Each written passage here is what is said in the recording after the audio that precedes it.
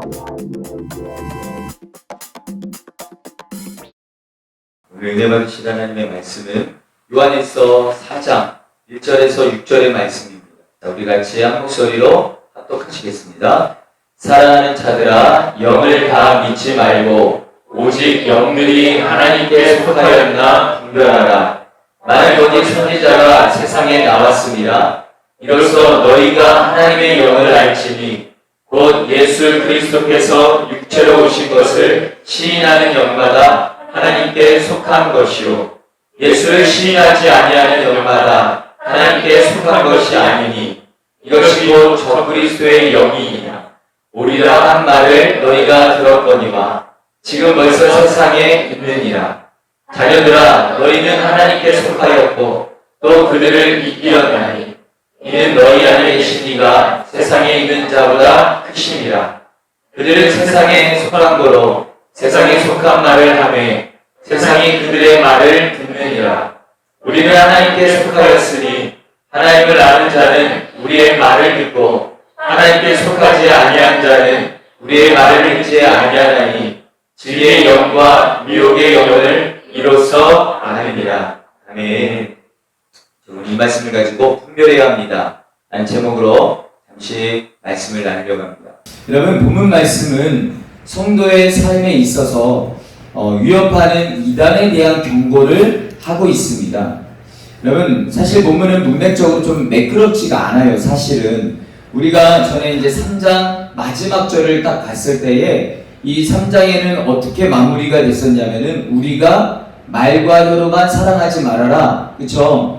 행함과 진실함으로 사랑해야 한다라고 사랑에 대해서 강조를 했습니다. 자, 그러면 이어지는 것이 4장 7절로 이어져야 굉장히 매끄럽습니다. 이렇게 이어지거든요. 그러니까는 어떻게 보면은 3장 마지막에서 4장 7절로다가 이어져야 굉장히 성경이 매끄럽게 느껴집니다. 그런데 굳이 요한은 이 흐름을 깨버립니다. 깨버리고 중간에 오늘 본문의 내용인 이단에 대한 경고에 대한 말씀을 하고 있다라는 겁니다. 그 이유는 사도 요한이 지금까지 강조했던 성도들의 삶의 본질은 예수 그리스도이기 때문이다라는 겁니다. 예수 그리스도가 우리의 삶에 들어왔기 때문에 이 모든 일이 가능한데, 그런데 만약 이단이 우리의 삶에 들어와 예수 그리스도에 대한 이 고백, 그 고백을 바꿔놓으면 당연히 삶의 고백도 바뀌게 된다는 겁니다. 결국 예수님을 어떻게 믿는가가 어떻게 사는가를 결정한다라는 거예요. 여러분, 오늘 요한이 말했던 예수 그리스도에 대한 고백이 틀어져 버리면 요한에서 1장부터 요한에서 3장까지의 그 모든 삶의 고백도 사라진다라는 것입니다. 즉 요한은 이 시점에서 다시 한번 확인하고 싶었던 거예요. 뭐냐면 성도들이 과연 바른 믿음을 가지고 있는가? 과연 우리가 믿고 있는 예수님은 성경이 말하는 그 예수님이 맞는가? 이것을 정확하게 다시 한 번 더 점검하고 확인하고 싶었던 겁니다. 여러분, 즉 본문은 문맥이 이상한 게 아니라 오히려 이어지는 문맥을 더 강조하는, 그러니까 우리가 어떤 믿음을 가지고 있는가를 점검하고 있는 것입니다. 자, 사도 요한이 이렇게 해야겠다라고 생각한 것은 당시에는요, 우리가 너무나도 잘 알다시피 교회를 위협하는 이단들이 굉장히 많이 일어났기 때문입니다. 여러분, 오늘 보면 1절 말씀을 한번 보세요. 같이 한번 읽어보겠습니다. 시작. 사랑하는 자들아, 영을 다 믿지 말고 오직 영들이 하나님께 속하였나 분별하라. 많은 거짓 선지자가 세상에 나왔습니다. 당시 자칭 선지자라고 그리스도라고 말하는 자들이 나왔는데, 누군가 예수 그리스도에 대한 말씀을 준다라고 해서 그 말씀을 그대로 받지 말고 그 말씀이 정말 맞는지를 분별해야 된다라는 겁니다. 여러분, 사실 요즘은요, 그냥 핸드폰 유튜브만 틀어도요, 이제 연결해가지고 많은 것들이 뜹니다. 이제 뭐 예능만 본 친구들은 맨날 예능만 뜨겠죠. 그러나 하나님의 말씀, 뭐 어떤 목사님의 어떤 설교, 어떤 그런 거를 이렇게 많이 본 사람들은 그걸 통해서 굉장히 그런 어떤 말씀들이 막 뜹니다. 기독교에 관한. 그런데 그런 많은 어떠한 말씀 속에서 그냥 무분별하게 그런 것들을 다 받으면 안 된다라는 것입니다. 여러분, 여기서 이 분별하다라고 하는 말은 어떤 말이냐면 시장에서 통용되는 화폐들이 진짜인지 가짜인지를 구분하라라고 하는 의미가 있습니다. 왜냐하면 시장에서 통용되는 화폐가 진짜인지 가짜인지 이게 구분하지 않으면 얼마나 큰 손해가 있습니까? 그렇죠? 그런 것처럼 마찬가지로 이게 왜 중요하냐면 예수 그리스도에 대한 잘못된 가르침은 우리의 인생에 엄청난 손해를 끼친다라는 겁니다. 그렇기 때문에 분별하라 라는 거예요. 이미 요한은요, 요한일서 2장 19절 말씀에 여러분 예수 그리스도에 대해 분별을 해야 됨을 이유를 이렇게 말하고 있습니다. 그들이 우리에게서 나갔으나 우리에게서 속하지 아니하였나니 만일 우리에게 속하였더라면 우리와 함께 거하였으려니와 그들이 나간 것은 다 우리에게 속하지 아니함을 나타내려 함이니라. 적그리스도가 교회 밖에서 생겨서 교회 안으로 들어온 존재가 아니라 교회 안에서 생겨 교회 밖으로 나간 존재다라고 말을 하고 있습니다. 교회 밖으로 나간 이유가 예수님을 안 믿기 때문이 아니다라는 거예요. 여러분, 그들도 예수님을 믿어요. 그런데 성경이 말하는 예수님을 믿지 않는다라는 겁니다. 그들이 믿고 싶은 예수님, 그들이 해석하고 싶은 예수님, 자신들이 만든 예수님, 그 예수님을 믿는다는 거예요. 여러분, 그들도 복음을 이야기하는 것 같습니다. 이야기하는 것 같고 예수님을 이야기하는 것 같아요. 그런데 분별하지 않으면 그렇게 진짜인지 가짜인지 우리가 분별하지 않으면 식별이 어렵다는 겁니다. 그들이 말하는 예수님이나 우리가 말하는 예수님이 외형적으로는 똑같아요. 그냥 볼 때는 들을 때 똑같아요. 그래서 쉽게 속아 넘어간다라는 겁니다. 문제는 단순히 속아 넘어가는 문제가 아니라 사도 요한이 강조하는 것은 무엇이냐면 믿음이 달라지면 뭐가 달라진다? 삶이 달라진다라는 거예요. 그래서 요한은 복음을 받아들일 때 분별해야 된다라고, 분별해서 받아야 된다라고 말을 하는 겁니다. 여러분, 사도행전을 보면 분별하는 모습으로 사는 무리들이 나오는데 우리가 너무나도 잘 아는 것처럼 베레아 성도들, 베레아 지역에 사는 성도들, 여러분 이렇게 기록을 해요. 사도행전 17장 11절 말씀, 유명한 말씀이죠. 우리 같이 한번 읽어볼게요. 시작. 베레아에 있는 사람들 데살로니가에 있는 사람들보다 더 너그러워서 간절한 마음으로 말씀을 받고 이것이 그러한가 하여 날마다 성경을 상고함으로, 마음으로 말씀을 받고 이것이 그러한가 하여 날마다 성경을 상고함으로. 여러분, 그들이 그렇게 복음을 받아들인 이유가 있습니다. 여러분, 지금 이들은 누구에게 복음을 듣냐면 사도 바울에게 복음을 들어요, 지금. 그런데 사도 바울에게 복음을 듣는데도 불구하고 그것이 진짜인가 가짜인가, 맞는가, 틀린가, 딴 데서 말고 성경을 찾아서 다시 확인하고 또 다시 확인한다는 겁니다. 사도 바울에게 말씀을 들어도. 여러분, 그들이 그렇게 복음을 받아들인 이유는 하나였어요. 왜냐면 뭐냐면 그들이 가지고 있는 신앙이 그만큼 소중했기 때문에 반드시 구분해야 됐다는 것입니다. 여러분, 신앙은요, 우리의 영혼을 결정할 뿐만 아니라 우리의 삶의 모습도 결정합니다. 그 사람이 어떠한 신앙을 갖고 있느냐가, 어떤 예수 그리스도의 복음을 갖고 있느냐가 그 사람의 인생을 결정하고 그 사람의 삶의 모습까지도 결정한다라는 거예요.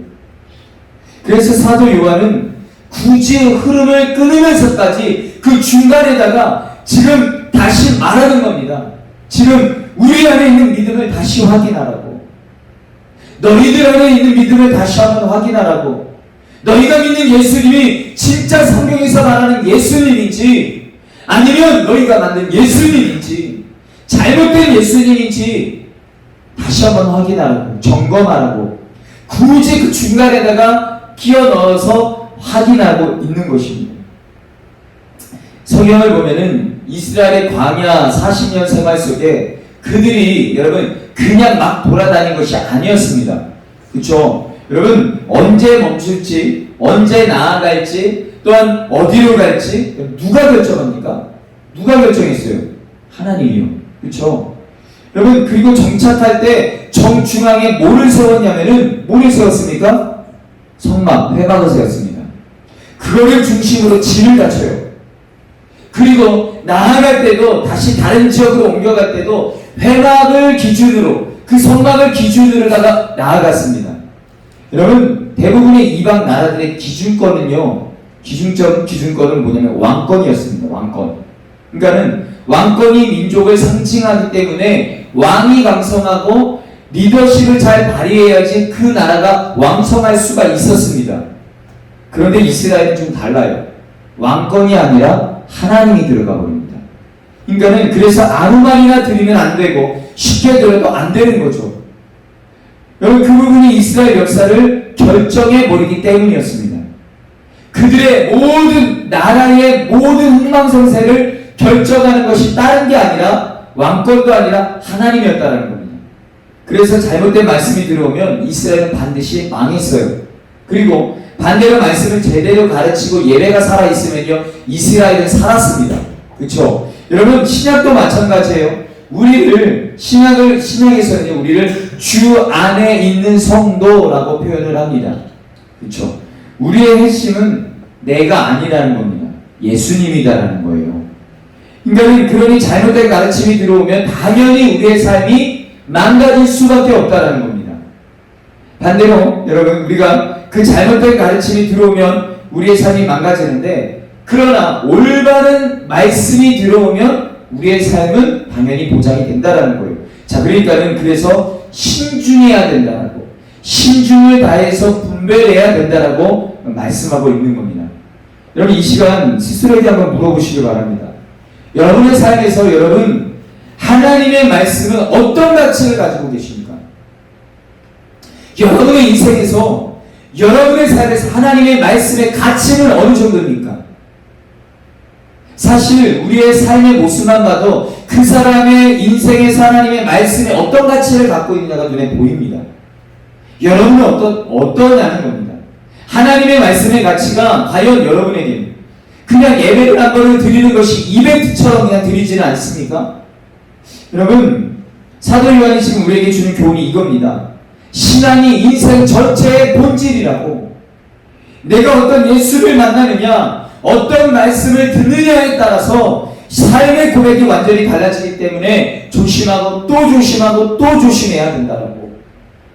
사람들이 은혜 받는다고 그냥 막 받으면 안 된다는 거죠. 분별해야 된다는 거예요.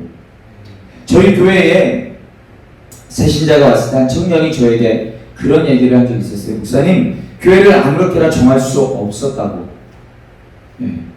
왜냐하면 영혼을 결정하니까요. 삶을 결정하니까요.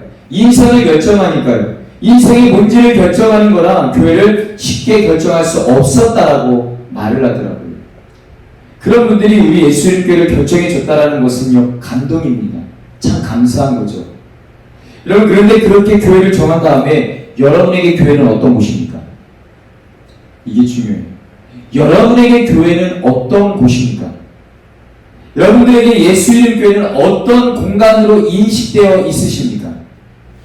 여러분 분명 우리가 우리 교회가 뛰어난 교회는 아닐 겁니다. 그러나 우리가 가지고 있는 모든 카테고리 중에서 가장 앞에 있어야 된다는 겁니다. 아무리 세상 가운데서 뛰어난 교회는 아닐지라도 교회가 여러분의 인생의 카테고리 가운데에 가장 앞에 있어야 된다는 겁니다. 여러분 왜냐하면 신앙이 인생을 결정하기 때문입니다. 여러분 제가 지금까지 사역을 하면서 많은 성도들을 만났습니다. 봐왔고요.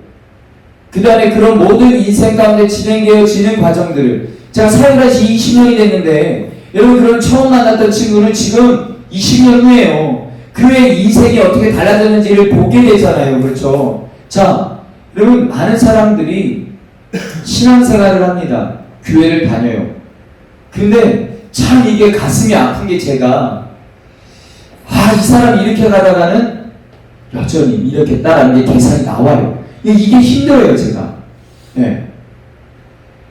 이 사람, 진짜 이 사람은 교회를 다니나 마나 의미가 없다라고 하는 사람도 있어요, 진짜. 분명 하나님께서 어떠한 일을 하실 거고 하나님께서 어떤 역사를 주셔서 은혜를 주셔서 바뀌어지면은 너무 감사한데 그것이 아니라 이 상태로 가다 보면은 이 사람은 교회를 다녀도 지옥이에요. 100%. 눈에 보여져요. 안타까운 거죠. 근데 본인은 몰라요. 그냥 예배 한번 드리는 것이 뭔가 자기가 하나님을 믿고 정말로 신앙생활 제대로 하고 있고 그런 것이라고 착각을 하고 있습니다. 여러분, 그러면서 멸망의 길로 가는 사람들이 얼마나 많은지 몰라요. 이스라엘 백성들은 선민이었습니다. 하나님께 선택받은 민족이었어요. 그런데 그들은 멸망의 길로 갔습니다. 결국은 멸망했어요. 여러분, 똑같습니다. 과연 우리의 모습은 어떠는지. 여러분, 그렇다면 예수 그리스도에 대한 가르침 중에 어떤 가르침이 바른 가르침이고 어떤 가르침이 잘못된 가르침일까? 도대체 진리의 기준점이 무엇일까? 라는 거죠. 혹시 내 마음에 은혜로 오는 진리, 내 마음을 불편하게 하면 그것은 거짓인가요? 많은 사람들은 하나님의 말씀을 들어도 내 마음이 편하면 그것은 진리라고 받습니다. 내 마음에 뭔가 오면 그것은 진리라고 받습니다. 내 마음에 감동이 왔어 그럼 진리라고 받습니다. 그런데 내 마음이 불편해 이것은 거짓이에요. 안 받습니다. 외면을 해요. 하나님의 말씀도 골라갔습니다. 이러한 시대 속에 우리가 살아가고 있고 이러한 모습이 우리 가운데 있다라는 겁니다. 과연 여러분은 어떻습니까? 여러분 아무리 나에게 은혜로 와도요 성경적이지 않은 진리가 아닌 겁니다. 아무리 내 마음을 아프게 해도요 그것이 성경적이면 그것은 진리인 겁니다. 여러분 교회의 본질은 진리, 성경인데 복음인데 오늘날 내 귀에 좋고 내 마음에 좋으면 그게 진리가 되어버린 시대가 되어버렸다는 거예요. 여러분 그래서 사도 요한은 분명한 기준점을 줍니다. 오늘 보면 2절에서 3절의 말씀입니다. 같이 한번 읽어볼게요. 시작. 이로써 너희가 하나님의 영을 알지니 곧 예수 그리스도께서 육체로 오신 것을 시인하는 영마다 하나님께 속한 것이요 예수를 시인하지 아니하는 영마다 하나님께 속한 것이 아니니 이것이 곧 적그리스도의 연인이라 오리라 한 말을 너희가 들었거니와 지금 벌써 세상에 있느니라. 지금 사도 요한은 참 진리와 거짓 진리를 가르는 가장 중요한 기준점을 어디에 두고 있냐면 예수 그리스도의 성육신을 인정하는 여부에 두고 있습니다. 여러분 왜 이것이 기준점이 되냐면 예전에 말씀드렸지만은 초대교회에 가장 위협을 하는 이단이 있었습니다. 기억나십니까? 초대교회에 가장 위협을 하는 이단이 있다라고 했어요. 뭐라고 했어요? 네? 기억이 안 나? 큰일 났네 진짜. 영지주의, 그쵸? 영지주의. 영지주의는 다른 게 아니라 영은 거룩하고 육은 악하다라는 거예요. 자, 그러면 영은 거룩하고 육은 악하다라고 하는 이 관점에서 예수님을 바라보면요, 예수님이 성육신으로 이 땅에 오셨다라는 건 말이 안 되는 거예요. 그렇잖아요. 거룩한 영이신 하나님이 어떻게 악한 육을 입겠습니까? 그래서 그들은요 예수님의 성육신을 가르치지 않았어요. 그런데 분명히 예수님은 오셨고 제자들이 봤거든요. 여러분 그래서 그들이 만들어낸 이론이 가련설입니다. 가련설. 인간은 예수님이 육체를 입은 것처럼 보였을 뿐이라는 거죠. 환상이라는 거예요. 사실 상식적으로 생각해 보면은 하나님이 사람이 되었다는 말보다 이게 더 설득력이 있습니다. 그렇잖아요. 이것이 더 이해가 돼요. 논리적이고 이해가 쉬워요. 여러분 사람들이 그래서 빠지는 겁니다. 여러분 대부분의 이단들이 그래요. 여러분 뭐랄까요? 설명하는 것을 들어보면요 굉장히 이해가 되고요 논리적이고요 와 은혜를 받아요 진짜로. 여러분 설득력이 굉장히 있습니다. 근데 여러분 하나님의 논리와 우리의 차원은요 다릅니다. 그런데 이단들이 그것을 우리의 논리로 바꿔놔 버린다니까요. 중요한 것은 이론적으로 논리적으로 다 맞는 것 같아도 성경과 일치하냐라는 거예요. 진짜로. 가장 큰 문제는 영지주의가 성도들 안에 들어가면서부터 성도들의 삶이 망가지기 시작했다라는 겁니다. 두 가지 극단적인 형태로 나타났잖아요. 제가 지난번에도 말씀드렸다시피 극단적, 철저한 금욕주의, 철저한 쾌락주의, 이렇게 두 부류가 생겼어요. 믿음이 망가지다 보니까 필연적으로 삶이 망가지는 거예요. 여러분, 그래서 아무 말이나 들으면 안 되는 것입니다. 아무 말이나 은혜로 받으면 안 된다는 거예요. 왜냐하면 믿음이 삶을 결정하니까, 인생을 결정하기 때문에 아무 말이나 그냥 받으면 안 된다는 겁니다. 사도 요한이 말합니다. 말씀을 분별하라고, 교사들을 분별하라고, 거짓 교사의 말을 들으면 안 된다라고. 그래서 우리의 영혼은, 그래야 우리의 영혼이 안전하니까요. 여러분, 사도 요한은 오늘 보면 3절에서 이미 성도들을 위협하는 많은 거짓 선지자들이 세상 가운데 나왔고, 또한 4절 말씀에서 그러나 그런 거짓 선지자들을 성도들이 반드시 이길 수 있다라고 말을 합니다. 여러분, 왜냐하면 거짓 선지자들은 세상에 속한 자들이에요. 그렇죠? 그러나 우리는, 성도는 하나님께 속한 자들입니다. 세상보다 하나님이 크시다라는 거예요. 그렇기 때문에 하나님께 속해 있는 성도는 반드시 거짓 교사들의 가르침에 있어서 이길 수 있다라는 겁니다. 그런데 누군가 하나님 안에 있다라고 말하면서 거짓 교리를 가르침에 넘어간다면 사실 그런 경우가 있어요. 있는데 여러분, 어떻게 해석해야 되는가? 그 부분이 오늘 보면 5절에서 6절이에요.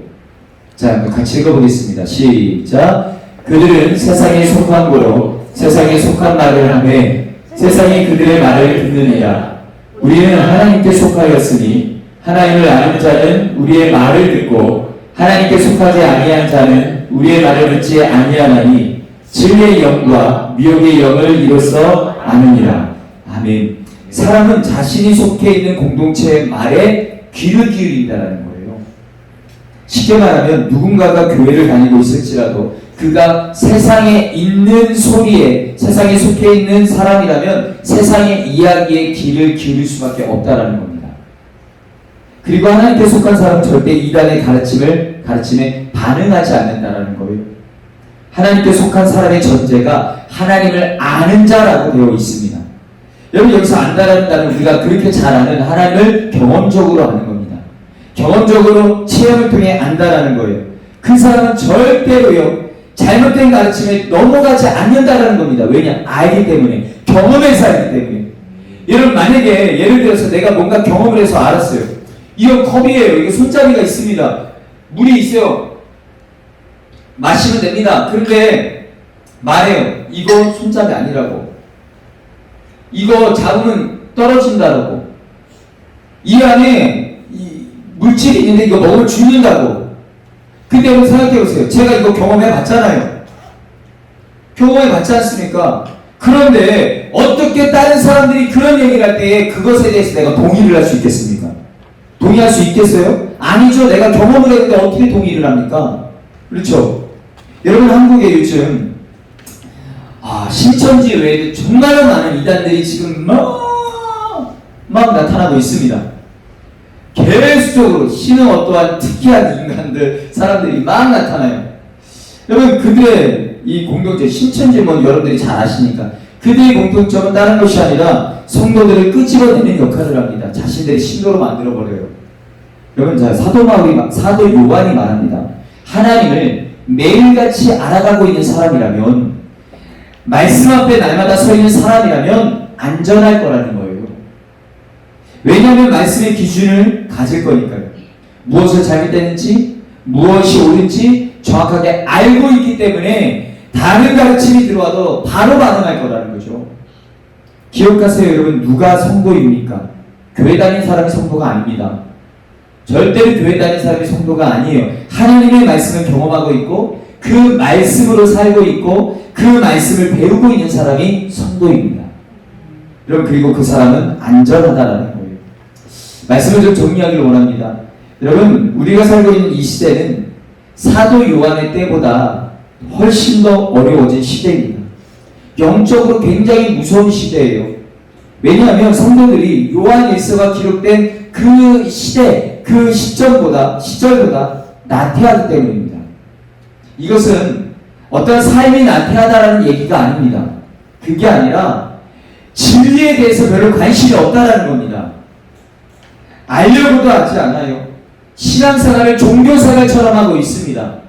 일주일에 교회 한번 오는 것을 신앙의 전부라고 생각을 해요. 여러분, 그러니 당연히 지위에 대한 기준점이 당연히 없지요. 그런 분들 보면은요, 그 기준점이 없으니까 자기가 지금 신앙생활을 똑바로 하고 있는지 전혀 없어요. 몰라요. 가르쳐주면 불편해서 싫어합니다. 그래서 오늘날 많은 사람들이 어떤 예배를 드리는데 어떤 목사님이 어떤 설교인데 그거 듣기 싫어가지고 강단에서 그런 소리를 하고 있다고 이런 말이나 해요. 왜냐? 자신이 그렇게 못 살거든요. 하나님 말씀 앞에 섰을 때에 자신은 분명히 나는 성도이고 하나님의 자녀이고 하나님의 백성이라고 생각하고 있는데 하나님의 말씀을 비쳤을 때 자기는 하나님의 백성이 아니거든요. 자녀가 아니거든요. 그러니 그렇게 반응을 하더라고요. 여러분, 그러다 보니 누군가가 말씀으로 공격해 오면요, 어김없이 넘어집니다. 더 무서운 것은 성도들은 나태해졌는데 이단들은 강해졌다는 겁니다. 굉장히. 문제는 오늘날 많은 성도들이 교회는 다니지만 진리가 뭔지를 몰라서 그 뻥 뚫려 있다 보니까 그들이 거짓 가르침을 집어넣으면 그것이 진리가 되어버립니다. 사랑하는 성도 여러분, 저와 여러분은 하나님 말씀 앞에서 현재형으로 깨어 있으십니까? 뒤돌아봐야 됩니다. 우리는 오늘날 그냥 신앙생활, 그냥 교회 와서 몸 봉사하고 뭔가 내가 조금 이렇게 그게 아니라 정말 하나님의 말씀 앞에 내가 현재형으로 깨어 있는가, 그것을 살펴보셔야 합니다. 우리 예수님께 모든 성도님들이 말씀을 사모하고 또 말씀을 배우고 날마다 말씀 앞에 설 수 있는, 내가 듣기 좋은 말씀만 아니라 나를 불편하게 하는 말씀 앞에서도 철저하게 서서 그 말씀 앞에 나를 다스릴 수 있는 저와 여러분 되시기를 주님의 이름으로 간절히 축원합니다. 이 시간에 같이 기도했으면 좋겠습니다. 여러분, 요즘 시대가요 참 무섭습니다. 저도 점점 많은 것들을 알게 되고 이제 단독 목회를 하면서 그렇게 많은 이제 단독 목회를 하시는 그 목사님들과의 교제 속에서 너무 많은 것들을 알다 보니까 야, 이게 말이 되나? 어떻게 이게 말이 되지? 라고 생각할 때가 굉장히 많습니다. 충격을 받을 때가 굉장히 많아요. 왜 그럴까? 그런데 성도들은 그것이 맞다라고 그러고 있고 그 안에 있고, 어떤 성도들은 나만 신앙생활에 하나님 앞에 잘하면 된다고. 어떻게 그렇게 됩니까? 무엇에 듣느냐, 무엇이 내 안에 들어오느냐가 그렇게 중요한데, 그래서 사도 요한은 예수 그리스도의 바른 복음이 들어가야 된다는 것을 그렇게 강조하고 있는 겁니다. 왜냐? 그것이 인생을 결정합니다. 그런데 정말 무식한 사람들은 그거를 그렇게 생각을 안 합니다. 괜찮다고, 상관없다고. 안타까운 거죠. 어떻게 보면 피해자입니다. 피해자. 불쌍한 거죠. 그것이 저와 여러분이 될 수도 있습니다. 이 시간에 우리 같이 기도할 때, 하나님, 제가 다른 건 몰라도 하나님의 말씀 앞에 설 수 있기를 원합니다. 나를 불편하게 하더라도, 나에게 은혜를 주더라도, 어떤 말씀이라도 하나님, 제가 그 말씀 앞에 설 수 있는 자가 되고 싶습니다. 형식적으로 교회만 왔다 갔다 거리는 사람이 아니라 그냥 교회를 다니면서 세상 소리에, 세상에 그냥 치우쳐 그렇게 살아가는 자가 아니라 하나님의 말씀 앞에 반응되어질 수 있는 자가 되기를 원합니다. 하나님, 우리의 영적인 눈이 열려지게 하여 주시고 우리의 마음이 열려지게 하여 주시고 그렇게 겸손한 하나님의 말씀을 받는 우리가 될 수 있기를 원한다라고, 이 시간 그것을 위해서 간절히 한번 기도했으면 좋겠습니다. 우리 주님의 마음을 부르고 통성을 기도하겠습니다. 주여!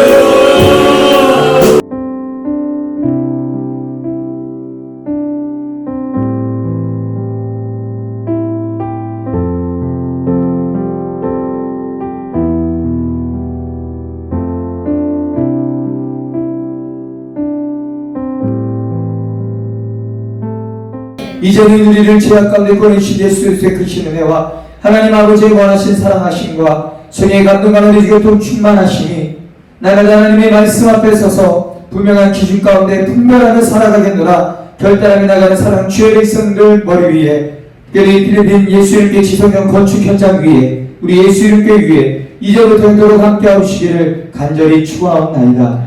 아멘. 아침에 온다는 말씀을 붙들며 나아가는 자 되게 하시고 우리 가정의 평화와 견고한 인생을 하나님의 온다는 말씀으로 이끌어 가시며 다스님의 관계 하나님의 지혜와 허락하여 주옵소서. 레리아 우리 예배를 받으신 하나님께 영광의 박수 올려드리겠습니다.